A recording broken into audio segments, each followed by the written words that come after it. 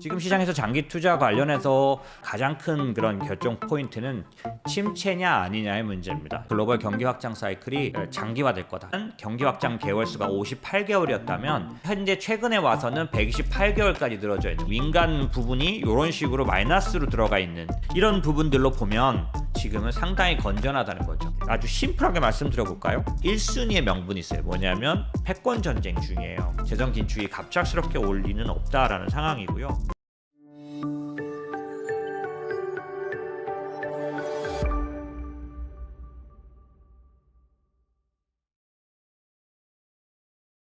장기 투자를 위한 큰 그림이라고 해서 이거는 이제 좀 중요한 게 뭐냐면 지금의 장기 투자 룰과 그 다음에 좀 더 짧은 시간의 투자 룰은 다릅니다. 그리고 운용하는 방법도 굉장히 많이 달라서 지금까지 제 방송을 오랫동안 보신 분들이 많으세요. 그분들에게 말씀드렸던 것들이 있어요. 그게 뭐냐면 주식 투자는 되도록이면 하지 마세요 그랬었는데 제가 한 1년 정도 사이 동안에 다르게 좀 말씀드린 게 있죠. 그게 뭐냐면 지금 시장이 굉장히 상승이 좁아지는, 그래서 인덱스보다는 업종이나 종목이 훨씬 더 나은 시장으로 가고 있다는 얘기를 계속 드렸었고, 뭐 그건 끊임없이 말씀드렸던 거라 그런 부분에서 지금 어느 정도 구간까지는 주식 투자가 충분히 좀 활성화될 만한 그런 시기이기도 하세요. 다만 주의하실 건 뭐냐면 연금에서는 종목을 하지도 못하지만 연금 같은 장기 투자를 종목 투자하듯이 하시면 안 되고요. 단기 자금이나 여유 자금들을 하시는데 그 여유 자금들을 주식 투자로서 하시는 그런 부분들이 있으시면 지금은 단기적으로는 좀 효율적인 구간입니다. 왜냐하면 아주 좁은 범위의 주식들만 올라가는 그런 균형이 있기 때문이죠. 그런데 먼저 살펴봐야 될 건 그런 투자 말고 먼저는 내 장기적인 자산들, 대표적인 게 연금 같은 것들이죠. 그런 것들을 위해서는 어떻게 해야 되나라는 것에 말씀을 드리면 제가 우선 말씀드리고 싶은 건 뭐냐면 지금 시장에서 장기 투자 관련해서 포트폴리오나 그 다음에 자산 배분에 관련된 결정을 할 때 가장 큰 그런 결정 포인트는 침체냐 아니냐의 문제입니다. 여러분은 어떻게 생각하시나요? 아직도 여전히 침체를 두려워할 만한 그런 그 상황에서 그런 얘기를 하는 사람들은 있지만 실제로 지금 매크로 변수는 그 침체를 말하고 있는 10% 정도의 확률인데 그거는 지금까지 역사상 늘 있어왔던 좋았던 때 침체 확률이 15% 정도예요. 그러니까 지금이 그런 때죠. 그래서 침체냐 아니냐의 결정에 따라 장기 투자 굉장히 좀 달라지는 부분이 있는데요. 그렇게 봤을 때 지금은 저는 1994년 때부터 있는 90년도 하반기에 그 뒷부분에 있던 그때 그 직전에 연준이 금리를 가파르게 올렸지만 그 파란 선이 금리죠. 그래서 연준의 금리를 올렸지만 침체가 안 왔고 대신 오히려 90년도 뒷부분에 상당한 상승장, 약간 붉은색이 나스닥 지수죠. 나스닥 지수가 꾸준히 상승해서 그 시작했던 90년대 중반부터 비교하면 상당히 차이가 나는, 보면 한 2배 이상 올랐습니다. 요때의 장과 저는 비슷하다라고 보고 지금 저희가 늘 계속 말씀드리지만 미국 중심으로 투자해야 하는 그런 부분은 수십 년 동안 계속돼 왔지만 지금도 여전히 그 비중이 높으면 높았지 작지 않아도 되는 상황입니다. 그래서 미국 혹은 글로벌 경기 확장 사이클이 장기화될 거다. 이 얘기는 뒤집어 말하면 두 가지를 말합니다. 하나는 노랜딩 시나리오에 관련된 확률을 제일 높게 보고 있다는 거고요. 그 다음에 두 번째는 연준이 금리를 내릴 때 이 금리 인하가 인슈런스 컷이라고 침체가 와서 내리는 게 아니라 미리 경기를 조금 더 활성화시키기 위해서. 가장 대표적인 이유는 중립금리보다 금리가 높아서 경제에 약간의 압박을 주고 있기 때문에 그 압박을 낮춰서 조정하는 그런 금리나 인슈런스 컷이라고 제가 여러 번 설명드렸고 제 시황 중에서 아예 인슈런스 컷이라는 주제로 다뤘던 달이 있습니다. 그때를 보시면 작년이죠. 이제 자세히 다뤘는데 지금 제가 말씀드리는 그런 전제는 향후 몇 년간 노랜딩 사이클 앤드 인슈런스 컷, 금리는 인하는 계속되지만 그 부분이 크거나 강력하지 않고 인슈런스 컷 방식의 금리 인하가 이루어질 거다라고 보는 그런 거를 기준으로 했을 때 그런 상황이 오면 경기 확장 사이클이 지속됐다. 지금 전체적인 경기 사이클은 저는 항상 말씀드렸다시피 이제 시장에 가서 볼 때는 두 개의 사이클을 봐야 된다고 말씀드렸죠. 하나는 경기 순환 사이클, 경기가 확장되느냐 아니면 위축되느냐. 그다음에 두 번째는 구조적 사이클. 그래서 세계화와 기술의 시대가 반복된다고 말씀드렸죠. 그래서 2010년도부터는 큰 사이클, 한 50년짜리 40년에서 50년 정도 가는 그런 큰 파동 사이클로 보면 기술의 시대가 계속되고 있고, 그러니까 2050년 정도까지 장기적으로 시장을 끌어갈 수 있는 구조적 사이클 참고해야 하고, 그러니까 똑같이 포트폴리오를 가져가더라도, 똑같이 종목을 선택하더라도, 업종을 선택하더라도 구조적 사이클을 항상 고려하라. 또 하나 경기 사이클을 봐야 된다고 말씀드렸죠. 그 경기 사이클은 지금 어디에 와 있냐면 2020년 코로나 이후에 양적 완화와 금리 인하로 인해서 시작된 확장 사이클이 지금 그 사이클의 뒷부분, 그러니까 중간으로 저는 보고 있는데, 그 경기 확장 사이클의 연장이라고 보고 있습니다. 왜? 금리를 올려서 이거를 깨트리지를 않았다라고 보는 거죠.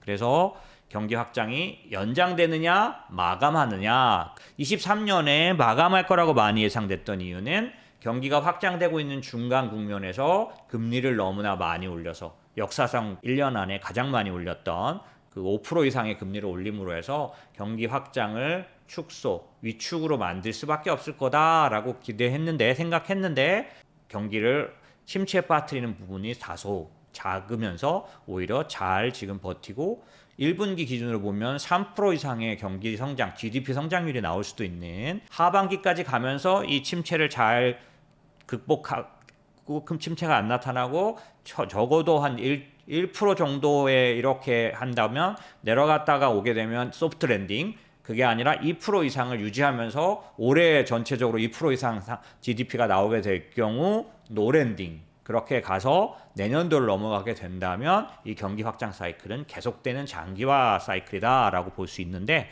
그럼 왜 장기화 사이클이 될 거라고 저는 보느냐? 네 가지 이유가 있다는 거예요. 첫 번째, 40년 동안 중에 가장 빠른 금리 인상 사이클이 왔지만 경기 침체 없이 일단락이 되고 있고, 이제 방어할 수 있는 금리 인하까지 눈앞에 두고 있기 때문에, 그건 어떻게 우리가 알 수 있나요? 제롬 파월이 확정을 줘서요. 그것도 있지만 바로 이번 주부터 진행된 선진국들의 금리 인하 대열의 모습이 그것을 분명하게 말해준다는 거죠. 그들은 지금까지 한 번도 미국 연준보다 앞서 내렸던 적이 없던 나라들입니다. 그런데 그들이 과감하게 내리고 있는 것은 전체적으로 금리 인하를 미국도 확정했다라고 생각하고 있는 겁니다. 그렇기 때문에 과감하게 앞서서 내리고 있는 거죠. 어쩌면 한국도 미국보다 먼저 내릴 수도 있는 상황이 오겠죠. 근데 이런 모든 것들이 그런 용기를 가질 수 있는 이유는 그러니까 유로존이라든지 아니면 스위스, 캐나다 이런 데들이 다 내리고 있기 때문에 금리 인하는 눈앞에 뒀다고 보는 게 맞습니다. 다만 미국은 조금 더 다르기 때문에 올해 말에 한 번 정도가 되더라도 금리 인하는 확정적이기 때문에 그럴 경우 미국은 만약의 경우에 경기 침체가 오게 됐을 때 과거하고는 다르게 내릴 금리가 상당히 많다라는 거죠. 어느 정도 5%대 이상의 금리를 내릴 준비가 돼 있기 때문에 이 내릴 수 있는 금리가 있다는 건 굉장히 큰 차이를 가져온다고 이전에 제가 말씀드렸습니다. 연준은 그래서 늘 금리를 올릴 때 뭐라고 얘기하냐면 경기가 안 좋아졌을 때 방어할 수 있는 금리를 만들어야 한다는 얘기를 하는데, 그러기에는 충분한 금리 인하의 폭을 갖고 있는 거죠. 자, 처음 부분에서 제가 말씀드리지 않은 부분인데 그게 뭐냐면, 실제적으로는 아까 제가 말씀드린 경기 확장이 지금 연장될 거라고 본다 그랬는데 왜 그런 논리를 갖고 있냐면 추세적으로 경기 확장이 길어지는 그런 모습을 미국 시장이 갖고 있어요. 보면은 1975년도에서 80년까지는 경기 확장 개월수가 58개월이었다면 2000년도 초입에는 73개월이었고 그 다음에 60년대에도 그런 부분들이 있었는데 현재 최근에 와서는 128개월까지 늘어져 있는 거죠. 이게 이제 경기 확장 기간을 가져갔던 기간들을 해놓은 건데, 보시면 60년대부터 2009년 20년까지 그 기간은 상당 부분 길어지기도 하지만 연속되고 있는, 그래서 보시면 크게 이렇게 나눌 수 있다는 거죠. 1800년도부터 2차 세계대전까지는 26개월밖에는 경기 확장 기간이 없었다면 2차 세계대전부터 1990년까지 평균은 49개월인데 90년도부터 지금까지는 107개월, 그냥 압도적으로 길어졌죠. 그래서 추세적으로 길어지고 있는 경기 확장 사이클이 왜 그런가라고 보면 실제로는 양적 완화, 금리 인하에 영향을 받아서 그렇습니다. 그런 면에서 지금 아까 말씀드렸던 첫 번째 충분히 내릴 수 있는 파이어 파워라는 게 뭐냐면 이제 쓸 수 있는 충분한 어떤 총알이 있다 이런 뜻입니다. 그런 의미가 있기 때문에 나빠지면 내려서 방어할 수 있는 상황이라면 내려서 침체를 막을 수 있는 여지가 있다라는 거고요.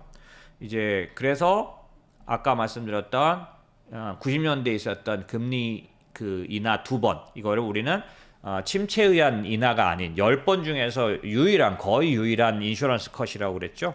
요 2019년도에 한 번 더 있다고 말씀드렸었는데 그때 한 번 하고 말아요. 3번 내렸지만 연속 내리는 3번을 한 시기만 했었는데 이때는 2번에 걸쳐서 3번씩 내렸습니다.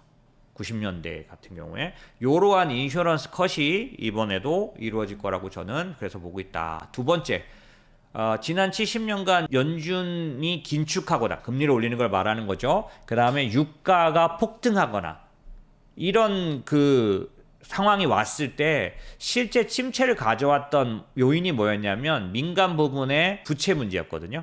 그래서 금융 불균형 징후라고 말하는 게 그거예요.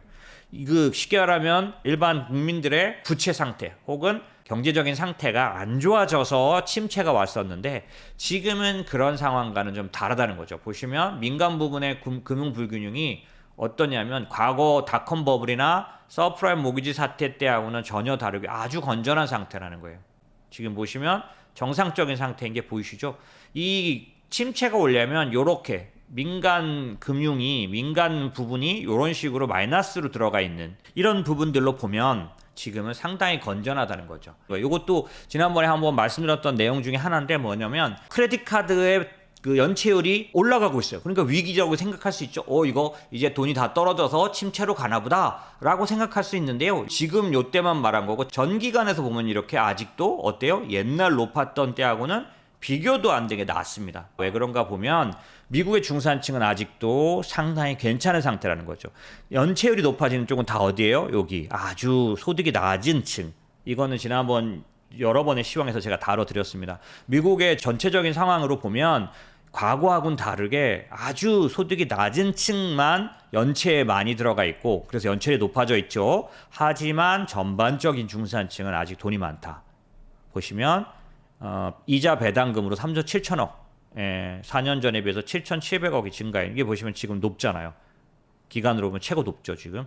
그래서 이렇게 아직 자산이 충분히 높기 때문에 그리고 민간 금융 수지가 아주 괜찮은 상태이기 때문에 과거의 긴축 사이클 오일 쇼크 때 왔던 침체가 안 나타나고 있는 것 같다. 그리고 안 나타날 것 같다라는 거고 세 번째는 금융위기 이후에 구조적인 저성장을 그러니까 쉽게 말하면 위기를 가져왔던 요인 중에 하나가 뭐가 있냐면 위기가 오면은 중앙은행들은 돈을 풉니다.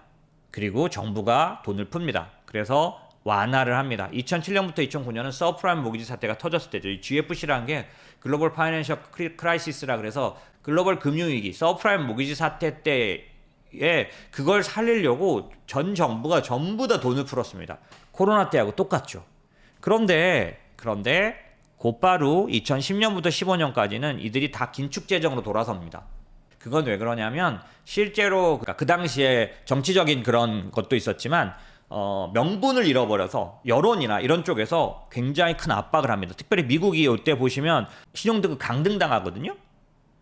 근데 이런 흐름들 때문에 어떤 걸 갖게 되냐면은 공화당이 그때 부채를 줄이는 그런 법안을 막 통과시키죠. 시퀘스트 막 이런 것들인데 그런 것들을 함으로 해서 급속도로 재정을 긴축을 돌아서고 나니까 무슨 문제가 생기냐면 늘렸던 재정 정책을 갑자기 걷어들이면 어떤 문제가 생기냐면 위기가 옵니다.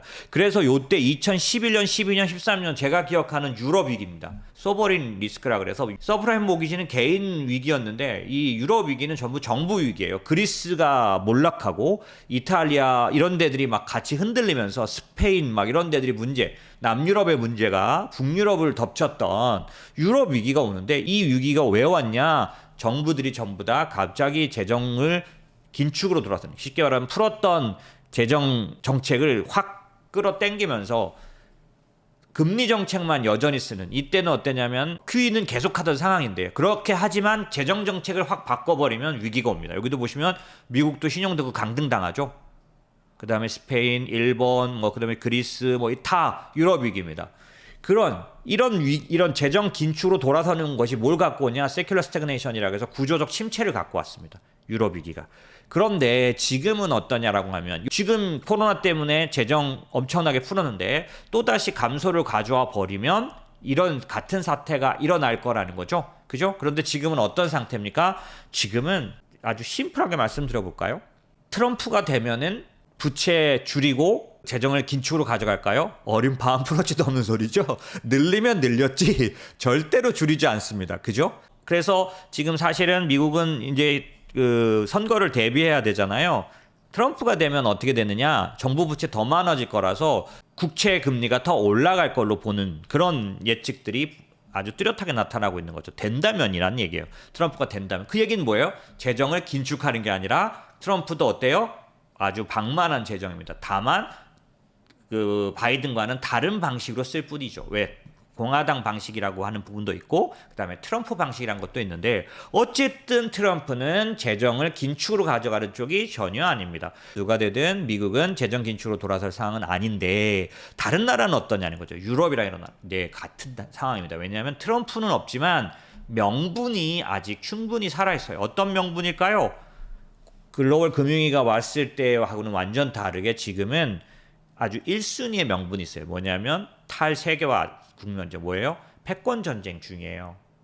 그러다 보니까 기본적으로 재정 정책에 대해서 국가가 그거를 뚜렷하게 사용하는 거에 관련해서 그것을 압제하거나 막는 그런 여론이나 이런 부분이 극히 내려가 있습니다. 그래서 지금은 굉장히 많이 다른 상황입니다. 그런 면에서 재정 긴축이 갑작스럽게 올 리는 없다라는 상황이고요.